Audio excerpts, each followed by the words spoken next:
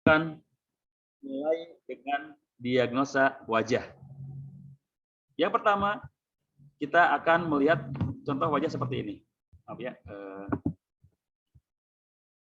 Contoh wajah seperti ini. Wajahnya agak berwarna merah. Ingat, merah itu identik dengan darah. Untuk tubuh ya, merah itu identik dengan darah. Jadi, kalau orang yang wajahnya agak kemerahan, sangat dimungkinkan orang tersebut memiliki kadar darah dalam tubuh berlebih. Bisa over ya, over hemoglobin atau bisa juga hipertensi. Ya, jadi kalau kita melihat orang yang berwarna kemerahan wajahnya, langsung sebetulnya kita bisa menyimpulkan oh, kemungkinan Bapak ini darah tinggi ini. Tapi tetap kita pun lebih baik sih kita menggunakan tensimeter untuk memastikannya. Cuma setidaknya dengan itu kita punya kesimpulan awal. Oh, begitu orang datang dengan wajah agak kemerahan, kemungkinan dia darahnya tinggi tensinya. Lah, biasanya saya enggak kok. Saya biasanya enggak darah tinggi. Iya, karena penyebab darah itu macam-macam. Mungkin waktu dia datang ke tempat kita, waktu dia datang ke klinik kita, kecapean, panas di jalan, akhirnya suhu tubuhnya, tensi darahnya meningkat, sehingga warnanya kemerahan. Itu bisa. Ya, itu bisa. Makanya kalau orang datang dengan warna wajah kemerahan, itu sangat mungkin orang tersebut memiliki kadar darah yang tinggi, tekanan darah yang tinggi, atau kadar darah di dalam tubuhnya berlebihan. Ya. Atau mungkin juga kalau orang yang terlihat wajahnya agak kemerahan, itu memiliki potensi kolesterol. Kadar lemaknya berlebihan. Ya. Kadar lemak jenuhnya, kadar lemak jahatnya berlebihan. Kenapa bisa merah ke wajah? Karena kadar lemak berlebihan itu menyumbat sirkulasi darah dari jantung ke seluruh tubuh. Sehingga kinerja jantung tidak maksimal. Bisa jadi dengan tidak maksimalnya kinerja jantung, akhirnya tekanan darahnya terlalu kencang. Dan itu yang disebut darah tinggi. Gitu. Jadi memerah wajahnya. Itu akibat kolesterol. Jadi kalau kita melihat orang yang wajahnya sudah agak kemerahan nih begitu datang, ingat kaidah ini yang berlaku bahwa merah itu identik dengan darah. Jadi sangat pertama yang kita fokuskan mungkin orang tersebut hipertensi, darah tinggi. Ya, baik. Selain karena potensi kolesterol, mungkin juga sangat berpotensi kena serangan jantung. Kenapa bisa potensi serangan jantung? Ya tadi tensi darah yang terlalu tinggi itu diakibatkan detak jantung tidak maksimal. Kalau kerja jantung tidak maksimal, ya otomatis organ jantungnya pun akan terganggu. Maaf, ada nyamuk nih, ganggu juga ya. Ngobrol-ngobrol darah, nyamuk datang juga ternyata. Rupanya dia tahu kalau yang diobrolin darah gitu ya. Baik. Ya, yang pertama kalau kita melihat orang yang warna wajahnya kemerahan, itu kemungkinan berhubungan dengan darah dan kolesterol. Yang berikutnya, ada juga orang yang pucat warna wajahnya tuh. Ingat ya, pucat itu bukan cuma putih. Jadi kulit putih, berwajah putih dan berwajah pucat itu beda. Ya. Beda. Berwajah putih dengan berwajah pucat itu beda. Tidak semua orang yang warna kulitnya putih itu pucat, tidak semua. Karena pucat itu hanya di beberapa bagian saja terlihat putihnya gitu. Contoh, banyak orang-orang kulit putih tapi warna bibirnya sih normal-normal aja merah. Tapi ada juga orang yang maaf kulitnya tidak putih ya, dalam tanda kutip mungkin sawo matang, mungkin hitam, tapi warna bibirnya putih. Nah, itu yang dinamakan pucat. Ada juga orang yang kulit putih tapi kelopak matanya biasa kok merah begitu dilihat dibukain gini ya. Tapi ada juga orang yang tadi ya kayak warna tubuhnya kemerahan. Mohon maaf ada gangguan suara kendaraan. Begitu dibuka kelopak matanya, walaupun warna wajahnya agak kemerahan, begitu dibuka kelopak matanya itu warnanya pink, agak pucat. Nah itu yang disebut pucat itu seperti itu. Nah, jadi bukan berarti seluruh tubuhnya seluruh wajahnya kelihatan putih, tidak. Tapi bagian-bagian tertentu yang seharusnya berwarna merah, tapi kelihatannya justru tidak merah, kurang merah gitu ya. Itu dinamakan pucat. Dan kalau orang yang pucat, itu indikasinya orang tersebut mengalami volume darahnya terlalu rendah atau kurang volume darahnya. Dan bisa juga disebut anemia. Ya. Anemia itu kurang darah. Beda dengan tekanan darah rendah. Kalau tekanan darah rendah itu hipotensi. Kalau anemia itu volumenya yang kurang, kalau hipotensi itu tekanannya yang lemah gitu. Dan bisa jadi orang yang volume darah di dalam tubuhnya banyak tapi kena anemia itu bisa. Maaf, volume darah dalam tubuhnya banyak tapi kena hipotensi itu bisa. Ya. Tapi ada juga volume darah di dalam tubuhnya itu sedikit, kurang anemia, tapi tensinya tinggi. Ada juga yang seperti itu. Nah, jadi anemia dan hipertensi itu beda. Tidak bisa kita samaratakan, oh kalau orang anemia pasti hipertensi. Enggak juga. Ya. Tergantung bagaimana kinerja jantungnya. Kalau kinerja jantungnya terlalu kencang, ya otomatis walaupun anemia dia akan tekanan darahnya akan tinggi gitu. Jadi tadi ya, volume darah di dalam tubuh itu tidak tidak berbanding lurus dengan tekanan darah. Ya.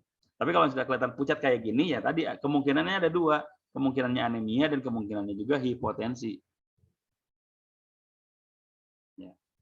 Ini cuma dari melihat wajah aja nih, dari melihat wajah aja. Tadi kalau orang yang warna wajahnya agak kemerahan, oh kemungkinan orang itu hipertensi, oh kemungkinan orang itu kolesterol. Ya. Begitu melihat orang yang wajahnya pucat, oh mungkin orang itu anemia, oh mungkin orang itu hipotensi gitu ya. Jadi kita harus bisa membedakan walaupun hanya melihat wajahnya saja gitu ya. Terus yang berikutnya, nah ini begitu dilihat wajahnya tuh agak kekuningan, terutama di area mata, di kornea mata.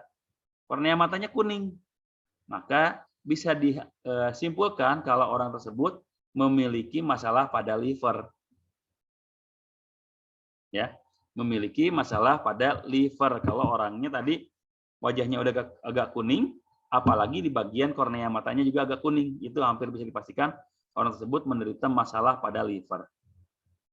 Ya. Dan biasanya kalau livernya sudah lemah, maka imunitas tubuhnya pun lemah. Ya.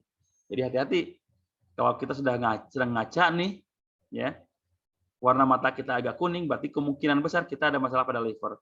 Penyebabnya macam-macam. Kemarin yang sudah kita bahas ya, ada yang kurang tidur, terlalu capek bekerja, mungkin juga alkoholik, sering begadang, itu juga penyebab liver. Atau makan makanan yang terlalu banyak mengandung MSG, terlalu banyak makan pewarna buatan, pemanis buatan, penyedap rasa buatan, itu juga akan mengganggu kinerja liver. Ya. Jadi hati-hati ya. Pola makan kita pun harus kita jaga. Kurang olahraga pun itu mengakibatkan kinerja liver kita tidak maksimal. Ya. Jadi hati-hati kalau kita sudah melihat mata seseorang sudah berwarna kuning, kemungkinan besar dia menderita penyakit liver. Ya. Gangguan pada livernya. Terus yang selanjutnya, nah ini kalau kita melihat tubuh wajah seseorang itu dalam kondisi kusam. Ingat ya, sekali lagi tadi pucat bukan berarti putih. Kusam pun tidak berarti hitam gitu. Karena kalau orang yang hitam, tapi kondisi tubuhnya fit, bagus, organ tubuhnya dalam keadaan baik-baik saja gitu, tidak akan kelihatan kusam gitu. Tetap aja kelihatannya cerah gitu wajahnya, walaupun kulitnya hitam gitu ya. Tapi ada juga orang kulitnya putih gitu, tapi kelihatan kusam nggak ya? Mungkin kalau untuk sebagian orang disebutnya dia tuh jarang kena air wudhu gitu kan. Ada yang bilang seperti itu gitu ya. Ya memang kurang air wudhu pasti akan kusam wajahnya karena jelas toksin-toksin akan nempel di wajah gitu ya. Tidak dicuci selama minimal 5 kali sehari, nggak dicuci itu. Nah, ada juga yang wajahnya tuh putih ya, tapi kusam. Ya. Itu menunjukkan biasanya orang tersebut kadar toksin terlalu banyak di dalam tubuhnya. Apa sih toksin? Toksin itu racun. Kadar racun di dalam tubuhnya terlalu banyak sehingga kelihatan wajahnya tuh kusam. Kelihatan kusam aja wajahnya. Ya. Terus kemungkinan juga ada masalah pada usus. usus besar terutama ya, karena diakibatkan oleh konstipasi atau sembelit dan kekurangan cairan atau dehidrasi. Maaf, yang BAB-nya kurang lancar, itu biasanya juga wajahnya agak kusam. Kok bisa? Ya, karena harusnya kotoran yang ada di dalam tubuh kita itu dibuang. Tapi karena kita konstipasi atau sembelit akibat kurang cairan, maka kotoran yang harusnya dibuang itu dialirkan kembali oleh darah ke seluruh anggota badan kita, termasuk ke wajah. Jadi wajah yang harusnya terlihatnya cerah, itu menjadi terlihat kusam. Bahkan kalau di usia-usia yang lagi puber gitu ya, kan yang hormon pubertasnya lagi tinggi, itu bisa juga timbul jerawat. Jadi memang hormon-hormon untuk anak-anak yang usia puber itu bisa berpotensi kena jerawat, iya. Cuma kalau pola hidupnya bersih juga tidak sih. Minumnya banyak juga tidak juga sih. Ya. Sehingga kotoran-kotoran di dalam tubuhnya bisa terbuang sempurna, yang enggak juga sih, enggak terlalu berpotensi kena jerawat. Kalau yang kena jerawat itu biasanya apalagi anak-anak yang lagi puber, pertama emang hormonnya lagi seperti itu gitu ya. Hormonnya lagi seperti itu. Yang kedua, kurang menjaga pola makan. Makanya sembarangan sehingga dia terlalu banyak toksin di dalam tubuhnya, terutama yang mengandung lemak, kolesterol protein hewani seperti itu. Ditambah dia jarang cuci muka, jarang membersihkan wajah. Ya otomatis kemungkinan besar dia kena jerawat. Ya. Itu secara fisik ya. Kalau secara psikis, orang yang kena jerawat itu diakibatkan karena kurangnya percaya diri di dalam dirinya.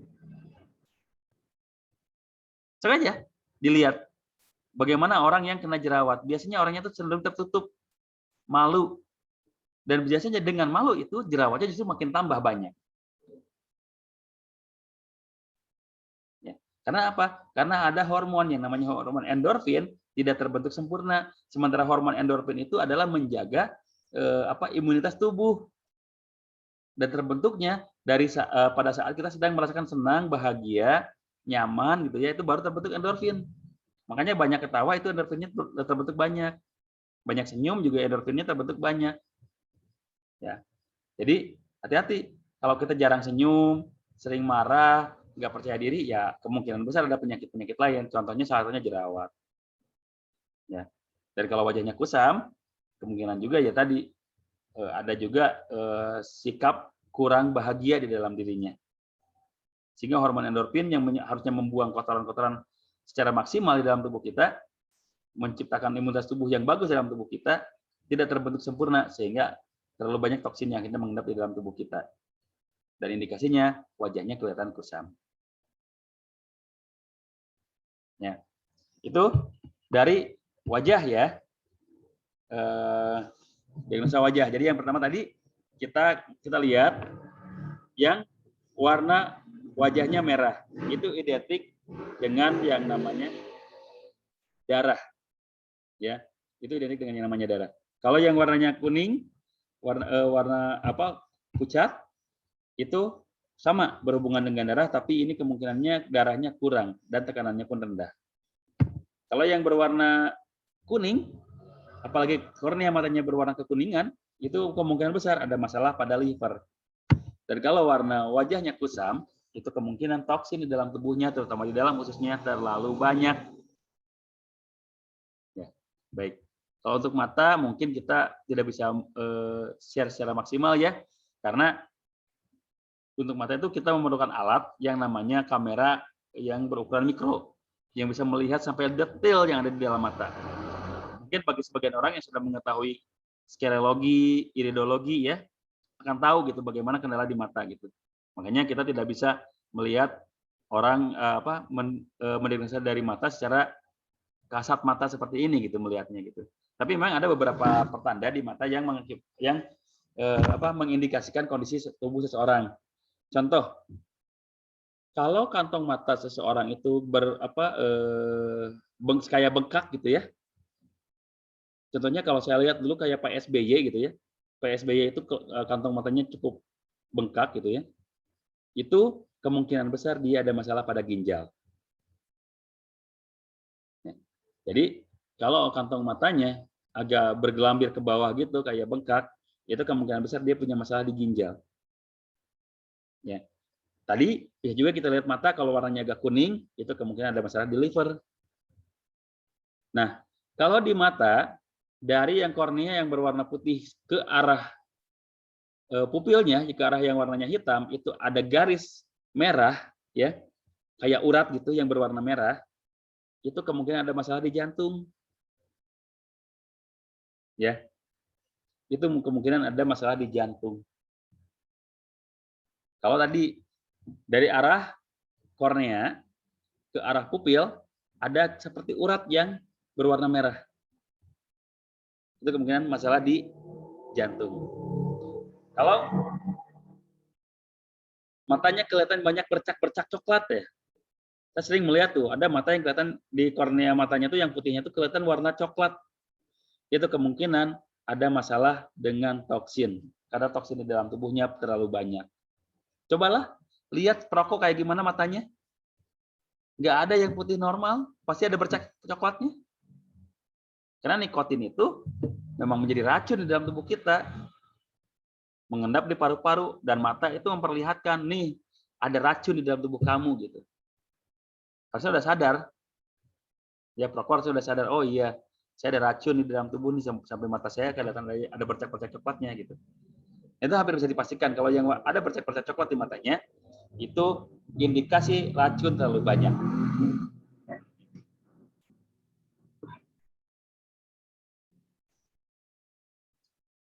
Jadi itu ya, mungkin itu yang bisa dilihat secara kasat mata di dalam organ mata. Tapi kita juga tadi kita harus menggunakan alat khusus kalau ingin lebih detail lagi tentang mata, karena di mata itu ternyata kelemahan-kelemahan organ itu terlihat sebetulnya. Kalau sudah belajar sterologi, kalau sudah belajar iridologi, kalau belajar iridologi itu akan kelihatan matanya ya, akan tahu oh ternyata dari pupilnya saja dari kelihatan oh ini ada masalah pada ginjalnya, oh ini masalah pada ususnya, oh ini ada masalah pada rahimnya dan lain-lain gitu ya. Kalau kita sudah belajar iridologi, saya bukan pakarnya di iridologi, jadi saya tidak akan membahas itu dulu. Ya, saya akan perlihatkan yang apa yang simpelnya saja. Tadi contohnya kalau kelopak mata kita bergelambir ke bawah, itu ada masalah di ginjal. Kalau warna kornea mata kita agak kuning, itu ada masalah di liver. Kalau terlalu banyak bercak-bercak coklat di mata kita, di kornea mata kita, itu kemungkinan besar ada masalah di toksin. Toksin di dalam tubuhnya terlalu banyak gitu ya. Jadi hati-hati ya. Kalau kita ngaca ngeliat mata kita, ya kita pun harus bisa menyimpulkannya gitu. Ya. Ini kalau untuk yang ini kita juga tidak bisa mendeteksi secara detail lagi ini ya, karena memang ini belum bisa dipastikan gitu ya. Belum bisa dipastikan secara detail gitu ya. Nah, yang selanjutnya kita akan ke diagnosa telapak tangan. Tapi sebelum ke diagnosa telapak tangan, saya ingin baca chat dulu nih, siapa tahu ada yang bertanya gitu ya. Oh iya. Oh, ini sih rata-rata yang yang izin ya, minta izin baru masuk ya. Jadi kita sekarang akan melanjutkan ke telapak tangan. Silakan lihat dulu telapak tangannya masing-masing deh sebelum kita ke materi. Perhatikan dulu telapak tangan kita masing-masing. Ya, lihat masing-masing lah. Soalnya kalau dilihat ke saya juga nggak kelihatan jelas juga gitu ya. Lihat aja telapak tangannya masing-masing. Ya, lihat aja telapak tangannya dulu. Mohon sambil minum dulu ya. Agak haus juga ternyata. Jadi Bapak Ibu kalau mau sambil minum silakan juga ya, boleh juga. Dan kalau mau ada yang bertanya, dipersilakan juga ya. Dipersilakan juga gitu. Sambil jalan kita bertanya boleh juga ya. Ada yang bertanya nih dari Nabil Hidayatullah. Mau tanya, diagnosa wajah untuk permasalahan rahim bagaimana? Kalau untuk masalah rahim, biasanya di wajah sih kurang begitu kelihatan ya. Kurang begitu kelihatan untuk rahim. Jadi kalau di wajah, itu saya sih lebih menyimpulkan kondisi yang berhubungan dengan darah itu lebih detail. Dan yang keempat tadi sih, saya tuh lebih detail melihat wajah seseorang itu dari 4 warna. Warna merah, pucat, kuning, dan kusam. Itu yang lebih saya lihat dengan detail gitu, karena lebih gampang mendiagnosa itu seperti itu gitu ya. Jadi kalau untuk rahim memang kurang bisa dilihat sih dari wajah gitu ya, dari diagnosa wajah. Kalau untuk rahim tadi yang kemarin mungkin ada gejala-gejala lain yang mengikutinya, kayak contoh sering sakit di bagian perut di bawah pusar gitu, contohnya seperti itu ya. Apalagi kalau misalkan pada saat head sering nyerinya luar biasa gitu, nyeri headnya luar biasa sampai keluar flek itu ya, itu ada masalah di rahim. Tapi kalau untuk di wajah kurang bisa begitu dilihat gitu ya. Terus ada juga pertanyaan dari Pak Munawir, putih mata di bagian dalam dekat hidung, putih mata bagian dalam dekat hidung ada bercak merah dan coklat, itu ada masalah apa? Ya kalau tadi ya, kalau bercaknya ada bercak coklat, itu kemungkinan besar toksin. Sangat memungkinkan toksin itu yang mendominasi.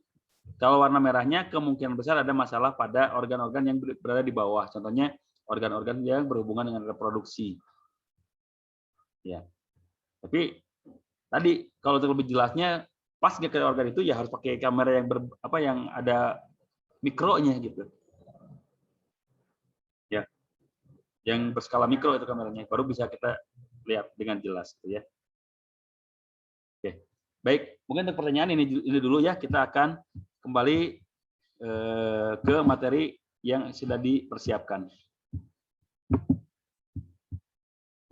Saya share screen kembali ya.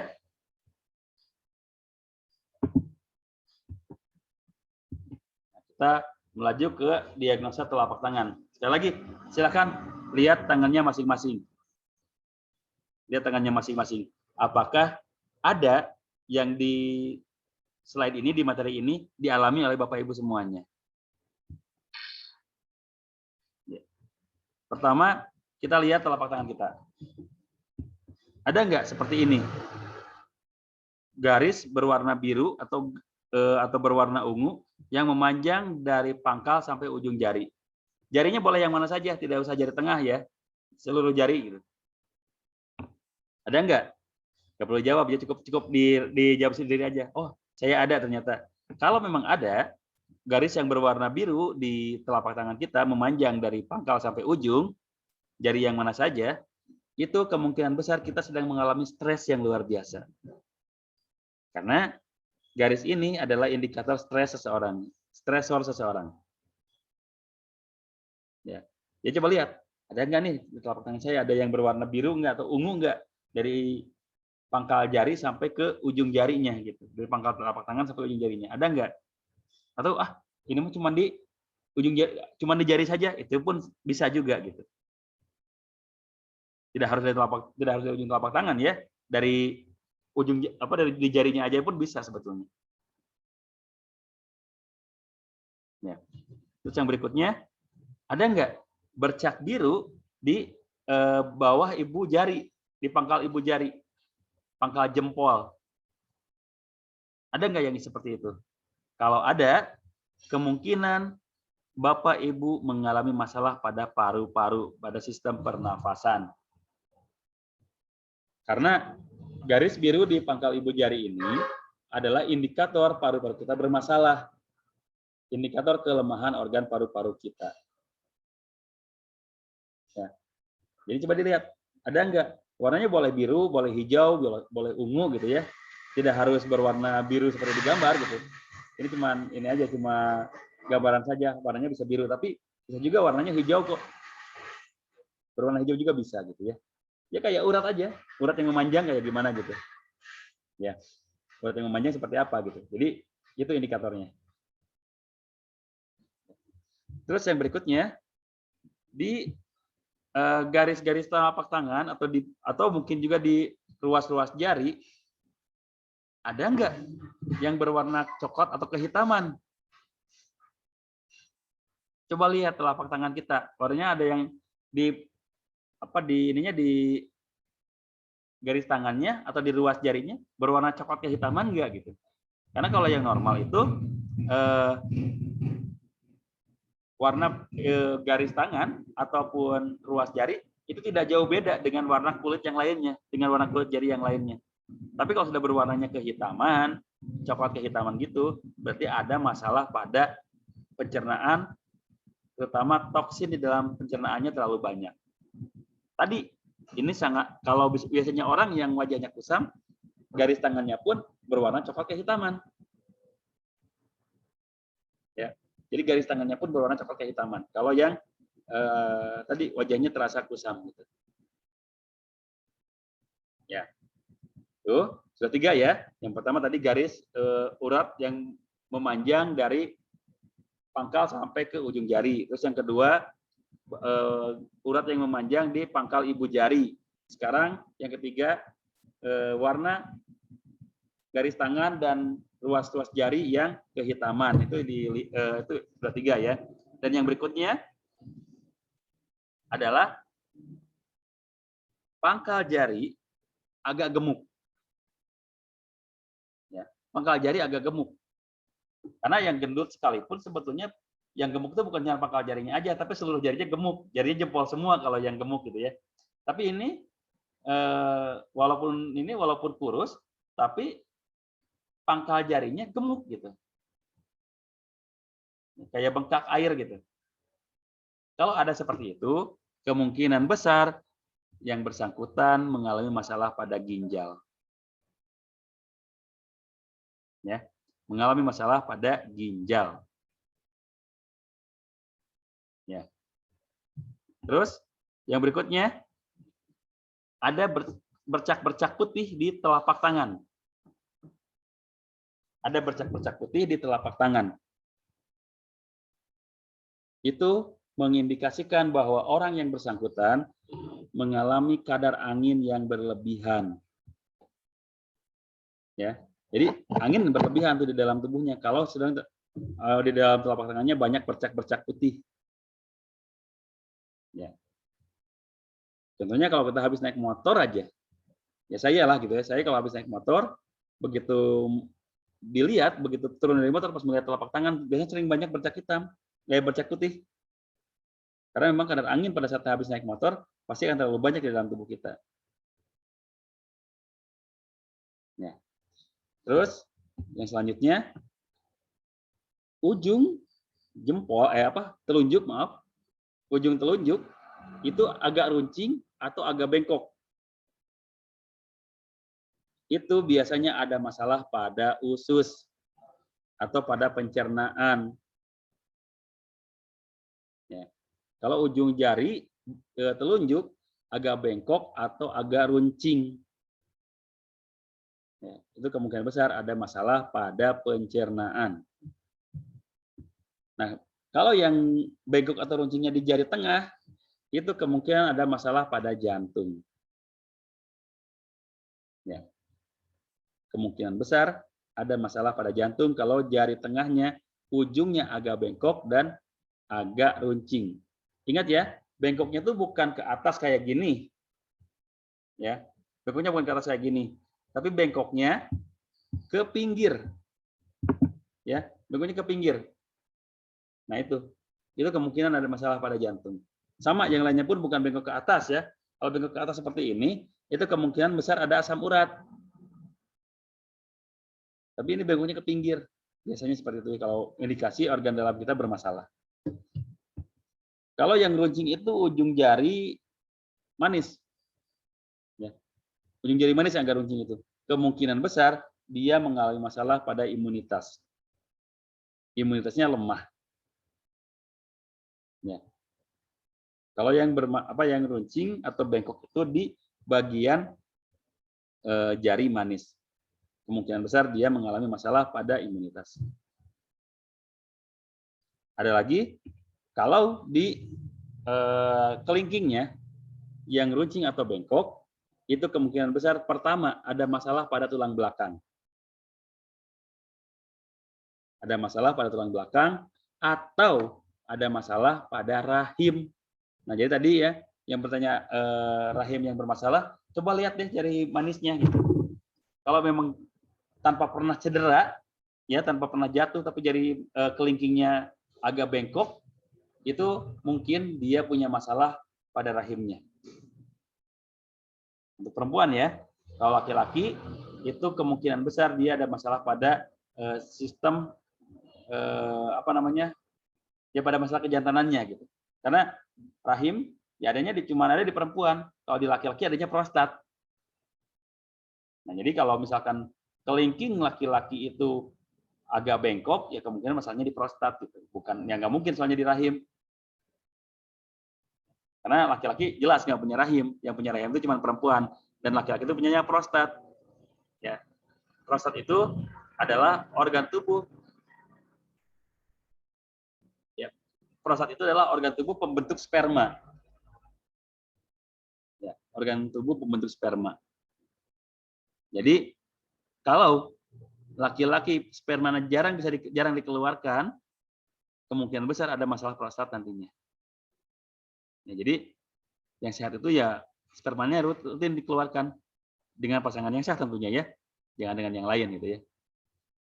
Nah makanya dulu almarhum Ustaz Arifin Ilham pernah bilang waktu membina apa ABI ya, Asosiasi Bekam Indonesia dulu waktu beliau menjadi pembina ABI, pernah menyarankan kepada kami yang menjadi anggota waktu itu, anggota ABI, antum itu sebagai laki-laki supaya prostatnya sehat, nikahnya juga jangan cuma dengan satu cewek katanya gitu, jangan dengan satu akhwat gitu. Punyalah lebih dari satu akhwat. Jadi begitu sperma antum sudah matang nih, tapi istri antum lagi halangan, ada yang lain yang bisa memenuhi kebutuhan itu gitu. Baru prostat antum akan sehat katanya gitu pesan dari almarhum ya. Tapi memang masuk akal dan logis ya.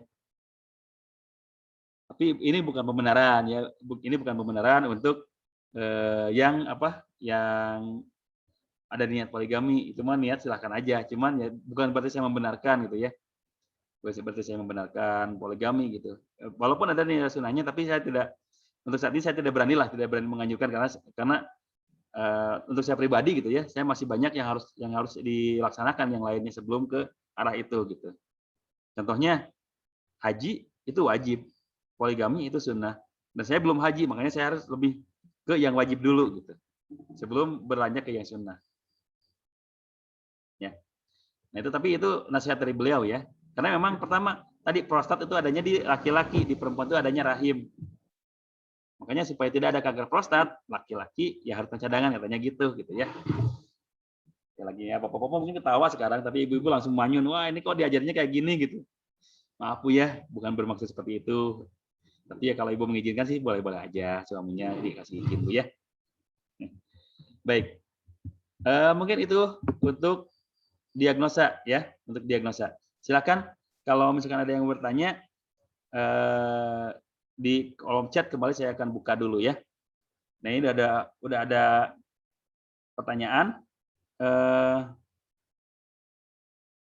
dari Mbak Nur Teh Nuryati ya. Jari kanan atau kiri sama aja, kanan kiri sama aja ya. Jadi nggak harus kalau mata mungkin untuk melihat mata kanan kiri itu beda gitu. Kanan kiri itu beda. Tapi kalau untuk tangan kanan kiri sama aja. Ya, sama aja. Nah, terus untuk pertanyaan selanjutnya dari Bapak Suroso ya. Untuk jari manis tadi diagnosisnya apa? Untuk jari manis itu masalah imunitas. Ya, masalah imunitas, daya tahan tubuh. Nah, ini tuh daya tahan tubuh ini lumayan ini juga sih, lumayan lumayan vital juga gitu. Kalau orang daya tahan tubuhnya lemah, ya otomatis kena penyakit yang ringan sekalipun itu akan lama proses penyembuhannya. Contoh orang yang kena virus HIV, human immunity virus, ya, itu pasti imunitasnya lemah. Hanya kena batuk saja itu bisa menjadi penyebab kematiannya. Makanya HIV tidak ada obatnya. Ya, HIV tidak ada obatnya. Nah, jadi kita kalau tadi kembali ke anamnesa gitu ya, kita menanyakan seseorang penyakitnya sudah berapa lama, itu juga akan menentukan orang ini imunitasnya seperti apa. Ya. Imunitasnya seperti apa? Karena kalau misalkan imunitasnya kuat, orang itu tidak akan sakit sampai berbulan-bulan. Karena tubuhnya punya proses recovery alami sebetulnya tubuh kita itu. Tapi karena imunitasnya lemah, makanya proses recovery-nya tidak maksimal. Sehingga sakitnya yang memang yang sakitnya tadi cuma batuk aja misalkan, tapi karena imunitasnya lemah bisa jadi penyebab kematian ya ternyata nantinya. Ya itu biasanya dialami oleh orang-orang yang mengalami HIV, Human Immunity Virus. Ya. Jadi hati-hati ya terhadap penyakit ini, karena penyakit HIV itu, kalau saya simpulkan sih, penyakit HIV itu adalah azab. Ya. Penyakit AIDS itu adalah azab, karena penderitanya itu biasanya pelaku-pelaku maksiat biasanya. Mungkin yang melakukan seks di luar nikah yang bergantian, ya. Kita ada memang risalahnya dalam Al-Quran, dalam An-Nisa ayat 2 itu, boleh menikah sampai 4 kali. Ya, beristri 4 itu boleh. Tapi, coba lihat deh, yang menikah, walaupun istrinya mungkin beberapa kali kawin cerai gitu ya, tapi tidak kok sampai kena HIV. Kenapa? Karena Allah tidak mengazab. Tapi kalau yang, maaf, yang berzina gitu ya, mungkin hanya dengan 1-2 perempuan saja gitu, bisa kena HIV. Karena itu azab. Apalagi pengguna jarum suntik yang bergantian, menggunakan tato yang bergantian gitu ya. Itu juga bisa kena HIV. Dan pernah saya mendengar kasus gitu ya. Mendengar kasus yang cukup miris juga sebetulnya. Dulu waktu saya masih menjabat sebagai sekretaris PBI Pemda Jabar. Saya mendapatkan laporan dari salah satu anggota di satu pencap di kabupaten. Ada katanya ditemukan seorang ahwat. Ahwat itu ahwat yang sangat solehah. Tidak pernah disentuh oleh seorang ikhwan karena beliau belum menikah. Tidak pernah disentuh oleh ikhwan yang bukan muhrim. Jadi dijamin, terjaga kesuciannya. Tapi sakitnya cukup lama. Dan ternyata setelah diperiksa oleh dokter, diperiksa lab, darahnya diperiksa, ternyata perempuan itu kena HIV. Kok bisa? Ternyata perempuan itu rutin dibekam di salah satu tempat yang memang tidak terjaga sterilisasinya. Jarum bekam, pisau bisturi, itu harus 1 kali pakai. Mutlak gitu. Nggak boleh kita pakai jarum bekam walaupun dengan orang yang misalkan saudara kandung ya, atau misalkan suami istri, jarumnya kita pakai barengan, ya tetap kita nggak bisa. Karena kita nggak tahu kondisi darah seseorang itu seperti apa. Apakah di dalam darahnya ada penyakit atau tidak, kita nggak tahu gitu ya. Tanpa hasil atau tanpa pemeriksaan lab gitu. Nah itu pun seperti itu. Ahwat itu solehah, bahkan sedang melakukan pesantren di penghafal Quran juga gitu. Sedang nyantri penghafal Al-Quran. Tapi kok diperiksa oleh dokter, dicek lab, kena HIV. Dan memang indikasinya juga kuat sebetulnya, karena sakit yang cuma sakit kepala, tapi berbulan-bulan nggak sembuh sakit kepalanya. Tadi karena imunitasnya lemah, nggak bisa melakukan recovery sendiri gitu, tidak bisa melakukan recovery secara alami gitu. Makanya, oh iya, ternyata dia positif HIV. Nauzubillah. Itu padahal bukan azab ya kalau seperti itu ya. Bukan azab kalau seperti itu. Tapi kalau untuk pelakunya, ya pelakunya itu jelas azab. Nah makanya ini pesan bagi kita sebagai calon terapis Tibun Nabawi, terutama nanti yang menjalankan terapi bekam, jarum, terus bisturi, jangan pernah dipakai untuk orang yang berbeda. Walaupun orang yang sama pun kalau kita pernah pakai sekali gitu ya, jangan pakai lagi. Sekali pakai aja pokoknya.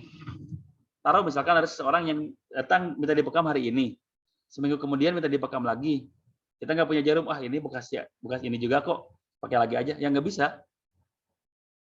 Karena penyakit melalui darah itu fatal. Ya, hati-hati ya. Jadi jarum bekam jangan sampai kita pakai apalagi dengan orang yang berbeda gitu, dengan orang yang sama pun jangan. Kalau sudah berganti, beberapa saat gitu ya, tidak langsung gitu. Karena begitu setelah kita selesai pemakaian jarum bekam, itu pasti akan menimbulkan adanya bakteri atau virus yang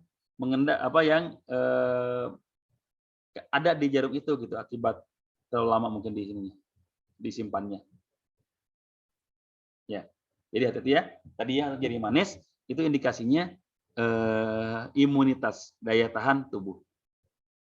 Terus bagaimana jika jari bengkok, telunjuk tengah hanya tangan kiri saja, sementara kanan tidak? Seperti yang saya bilang ya, untuk tangan itu kanan kiri sama aja. Jadi kalau misalkan yang dilihat cuma ternyata ada kiri aja seperti itu, ya bisa jadi indikasinya sama gitu dengan kalau memang dilihat di kanan. Jari telunjuk dan tengah saja, ya kemungkinan ada masalah pada pencernaan, pada usus dan jantung. Tapi yang kanan enggak kok. Ya memang karena memang tidak harus dua-duanya. Ya, tidak harus dua-duanya. Terus untuk telapak tangan yang banyak bercak-bercak putihnya penanganannya bagaimana? Apakah dengan bekam salah satunya? Dan kalau kondisi tubuh cepat lesu, cepat letih, penanganannya bagaimana? Pertanyaan yang pertama dulu ya. Bercak putih di telapak tangan itu indikator adanya angin yang terlalu banyak di dalam tubuh. Adanya angin yang terlalu banyak di dalam tubuh. Bekam itu sangat efektif mengurangi angin yang ada di dalam tubuh. Makanya kalau yang lagi masuk angin di bekam itu luar biasa hasilnya. Hanya di kokring saja, ya, hanya di kokring saja itu anginnya udah hilang. Apalagi kalau sampai dilakukan bekam sunnah yang mengeluarkan darah, itu luar biasa. Ya. Titiknya kalau yang terlalu banyak bercak putih, titiknya dekatkan ke lambung, titik yang berhubungan dengan lambung. Karena angin itu kebanyakan di lambung. Kenapa? Rasulullah sudah mencontohkan, sudah bersabda gitu ya, bahwa perut kita seharusnya hendaknya kita isi dengan 3 bagian. Sepertiga untuk makanan, sepertiga untuk air, sepertiga untuk udara. Masuk angin itu sebetulnya lambungnya mengkonsumsi lebih dari sepertiga udara. Ya, makanya yang punya masalah tadi ya, yang terlalu banyak bercak putih di tangannya itu kemungkinan besar angin. Baiknya di bekam itu sangat baik. Terus yang selanjutnya, kalau kondisi tubuh cepat lesu, cepat letih, penanganannya bagaimana? Nah tadi kalau cepat lesu, cepat letih itu kemungkinan besar ada masalah pada energi, kemungkinan besar juga ada masalah pada liver, kemungkinan besar juga ada masalah pada jantung. Jadi penanganannya pun kita harus tahu dulu ini masalahnya di mana. Ya. Kalau masalahnya pada liver, mungkin kita bekam titik livernya, terus kita kasih herbal-herbal yang berhubungan dengan liver, yang bisa memperbaiki liver. Kalau misalkan ada masalah dengan jantungnya, ya kita bekam di titik jantung, dan kasih juga herbal-herbal yang bisa menguatkan fungsi jantung. Nah, jadi kondisi tubuh cepat lesu, cepat letih, itu kita harus tahu dulu ini di mana nih. Makanya tegak diagnosa itu mutlak, ya. Tegak diagnosa itu mutlak harus kita lakukan. Ya. Jadi nggak bisa dipukul rata. Si Anu cepat letih, cepat lesu, berarti penyakitnya A, nggak bisa pukul rata. Ada indikator-indikator lain pastinya. Karena yang penyakit diabetes cepat letih, cepat lesu. Yang punya penyakit jantung pun cepat letih juga. Yang punya masalah di liver juga cepat letih. Nah, jadi berbagai hal yang bisa terjadi. Makanya nanti penanganannya pun kita ada berbagai macam perbedaan gitu. Terus pertanyaan yang berikutnya,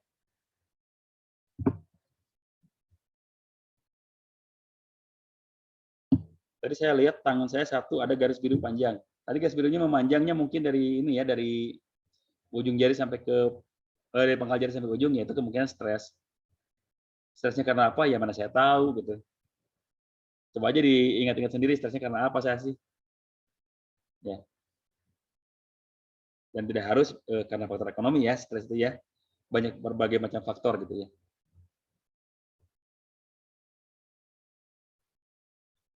Terus tangan diagnosa untuk yang bersifat tahunan atau baru, lalu untuk jari, posisi jari direnggangkan atau lentur seperti biasa saat diagnosa, hal ini adakah foto yang bisa ditunjukkan selain perkiraan yang baru? Oke, yang pertama, diagnosa melalui telapak tangan itu bisa untuk dua-duanya, bisa untuk penyakit baru, ya, bisa juga untuk penyakit yang sudah menaun. Contohnya tadi, kalau yang bercak-bercak putih itu pasti baru terjadinya, karena kadar angin di dalam tubuh kita itu cepat keluar masuknya itu. Tapi kalau yang tadi, kalau yang ada masalah pada jantung, ada masalah pada pencernaan, ada masalah pada imunitas, itu mungkin lama, ya. Solusinya gimana? Direnggangkan atau ditegangkan atau dilenturkan? Santai, relax. Kita bertepuk tangannya, relax aja. Ya, nggak harus direnggang, nggak harus ditegangkan, nggak harus dilentur-lenturkan juga, relax aja. Coba saya lihat telapak tangannya. Oh, seperti ini ya. Baik. Kalau seperti ini, mungkin Bapak ini. Gitu ya. Tapi awas loh, buat Iwan-Iwan ini jangan dipakai kesempatan nih. Coba Mbak, saya lihat telapak tangannya. Oh, ternyata telapak tangannya membutuhkan genggaman dari seorang Iwan, Mbak, dan kebetulan saya belum nikah. Jangan seperti itu juga, gitu ya. Hati-hati. Ya. Jadi dengan kesempatan lah, gitu ya. Jadi nanti kalau foto-foto ada yang bisa di-share ya, foto-foto ya. Terus pertanyaan berikutnya. Di tangan saya ada garis biru, di jari tengah terus ada bercak-bercak putih dan bengkak di jari telunjuk. Apakah bisa ditangani dengan bekam? Titiknya di mana? Ya, otomatis insya Allah bisa dengan bekam ya. Pertama, ada bercak-bercak putih masuk angin. Kadar angin terlalu banyak di dalam tubuh. Bekamnya titik yang berhubungan dengan lambung. Titik mana dengan lambung? Coba kemarin kita lihat lambung itu di mana sih? Lambung itu banyak orang yang nyebut di ulu hati, di tengah-tengah, di atas pusar. Nah, otomatis titik lambung nanti kalau pembekaman di belakang sekitar itu. Di kanan kiri yang berhubungan yang sejajar dengan lambung. Tidak di tidak di tulang belakangnya ya, tapi di kanan kirinya, kanan kiri tulang belakang yang berhubungan dengan lambung. Terus bengkok di jari telunjuk, apakah bisa tadi ya? Jari tengah ada garis biru, stres, oke. Itu bisa juga di titik lambung juga itu ya. Terus bengkok jari telunjuk, itu ada titik pencernaan, makanya tadi titik lambung itu di zohril a'la ya, di sekitar belikat. Untuk masalah pencernaan itu di zohril wasali, di sekitar pinggang. Ya. Itu ya, titik bekamnya di situ. Baik, karena tadi ada yang minta foto-fotonya, saya kembali share screen ya. Saya share screen-kan. Mungkin ada yang perlu foto-fotonya sebagai rujukan titik diagnosa telapak tangan.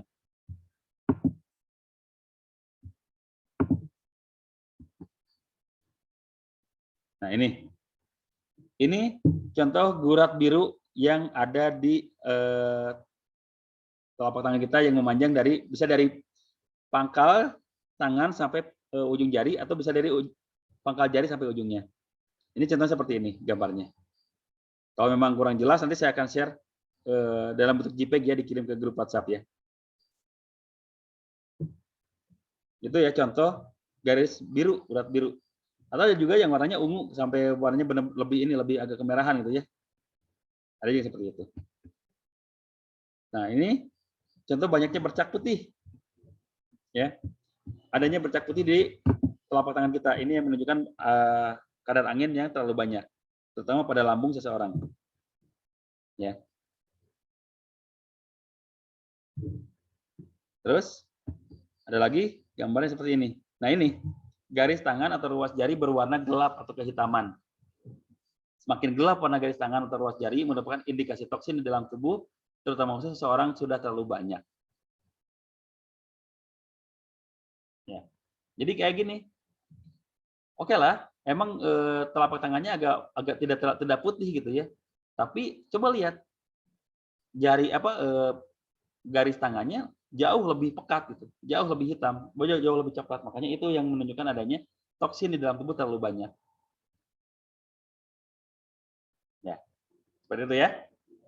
Ini menunjukkan adanya toksin di dalam tubuh. Dan biasanya orang yang memiliki garis seperti ini mungkin dia konstipasi, kok BAB-nya kurang terhambat, atau kalaupun lancar tapi tidak tuntas.